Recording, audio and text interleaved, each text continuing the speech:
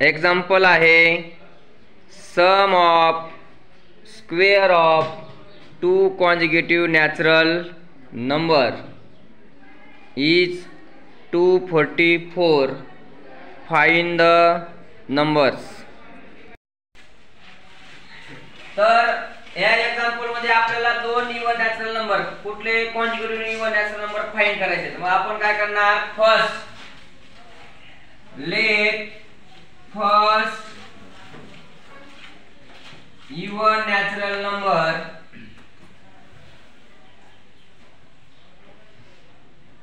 To be x.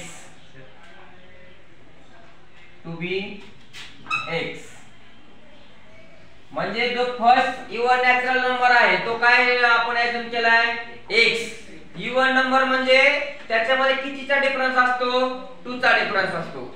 First even number जर 2 असेल तर सेकंड कुठला असेल 4, थर्ड कुठला असेल 6, फोर्थ कुठला असेल 8. किंवा बाळांनो जर ऑड नंबर असतील तर फर्स्ट नंबर काय 1, सेकंड काय असेल 2, थर्ड काय असेल 5. मग इव्हन नंबर असू द्या किंवा ऑड नंबर असू द्या, सेकंड जो नंबर आहे तो नेहमी आपण काय घेतो x+2 घेतो.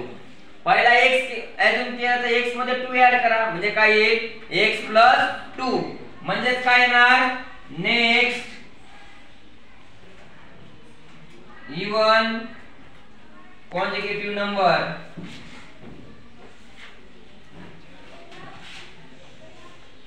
इज इक्वल टू किती येईल रे x+2. पहिला x आहे, दुसरा काय येईल x+2. आता याच्यामध्ये तुम्हाला sum of square of two consecutive number सांगितलंय, बरोबर की नाही. मग सम म्हणजे काय, तर ह्या आणि ह्या दोन्ही नंबरची काय करायची आपल्याला ऍडिशन आणि त्यांचा काय करायचा आहे स्क्वेअर. आणि तो स्क्वेअर किती येणार आहे 244. म्हणजे फॉर द गिवन कंडिशन काय येणार x² म्हणजे फर्स्ट नंबरचा स्क्वेअर, सम म्हणजे ऍडिशन, सेकंड नंबर स्क्वेअर म्हणजे x+2 whole square is equal to 244. आता हा x² याची किती येणार प्लस x+2 होल स्क्वेअर म्हणजे आपल्याकडे एक फॉर्म्युला आहे a+b whole square is equal to a² plus 2ab b square. म्हणजे त्याचे एक्सपोनेन्शियल काय येईल x² plus 4x plus 4 is equal to 244. आता हा x² आणि x² x व्हेरिएबल कसे आहेत सेम, पॉवर पण कशी आहे सेम. त्याला आपण काय म्हणतो लाईक टर्म म्हणतो. आणि या लाईक टर्मची काय करायची आपल्याला ऍडिशन. म्हणून 2x² प्लस 4x प्लस 4 हा इज इक्वल टू द पुढे प्लस आहे, इकडे आल्यानंतर काय होईल रे म्हणजे -244 इज इक्वल टू किती येईल 0. त्यानंतर बाळांनो 2x² प्लस 4. आता हा एक प्लस आहे, हा काय आहे मायनस, डिफरंट साइन आहे, ऍडिशन होईल का सबट्रॅक्शन, सबट्रॅक्शन. येणाऱ्या नंबरला कुठली साइन येईल ग्रेटर नंबर साइन. म्हणजे -240 इज इक्वल टू किती येईल 0. आता हे 2 आहेत, हे 4 आहेत, हे 240 आहेत. तीनही फॅक्टर किंवा सॉरी तीनही टर्म्स ह्या कशा आहेत इव्हन नंबर आहेत. म्हणजे याला आपण त्याच्यामध्ये 2 कॉमन काढू शकतो.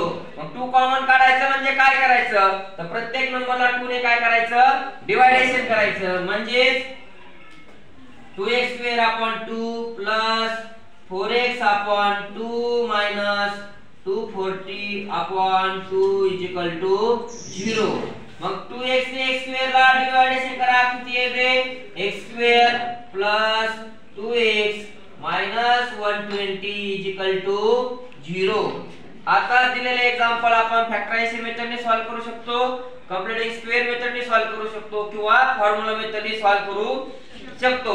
तर आपण हे x² प्लस 2x मायनस 120 हे कुठल्या तर फॅक्टरायझेशन मेथडने सॉल्व्ह करणार आहोत. मग आता बाळांनो x² plus 2x minus 120 is equal to किती आहे 0. मग ही जी लास्ट टर्म आहे ही मल्टिप्लिकेशन असते. फॅक्टरायझेशन मध्ये लास्ट टर्म हे काय असते मल्टिप्लिकेशन. मग मल्टिप्लिकेशन पॉझिटिव्ह आहे का निगेटिव्ह आहे निगेटिव्ह. जर मल्टिप्लिकेशन निगेटिव्ह असेल तर त्यांच्या फॅक्टरची ऍडिशन होईल का सबट्रॅक्शन सबट्रॅक्शन. म्हणजे सबट्रॅक्शन आपल्याला ही +2x पाहिजे आणि त्या दोन नंबरची मल्टिप्लिकेशन -120 पाहिजे. मग असे कुठले दोन फॅक्टर्स आहेत किंवा नंबर्स आहेत की त्यांची सबट्रॅक्शन ही +2x येईल आणि त्यांची मल्टिप्लिकेशन ही 120 येईल. ती कुठले आहेत 12 10 जा 12 10 जा 120 12 - 10 2. मग ग्रेटर नंबरला मिडल टर्म साइन म्हणजे 10 कसे येतील मायनस येतील. म्हणून x² + 12x - 10x - 120 = 0. पहिल्या फर्स्ट टर्मचा एक ग्रुप करा सेकंड टर्मचा एक ग्रुप करा. फर्स्ट टर्म मधून x कॉमन निघेल म्हणजे ब्रॅकेट मध्ये काय राहील x + 12. सेकंड मधून काय कॉमन निघेल -10. मग -10 कॉमन निघाल्यानंतर राहील x + 12 = 0. आता बाळांनो जे ब्रॅकेट सेम आहे ते एकदा लिहा आणि जे ब्रॅकेटच्या बाहेर आहे त्याला ब्रॅकेट मध्ये लिहा. म्हणजे x - 10 सेकंड ब्रॅकेट मध्ये x + 12 = किती येईल 0 येईल.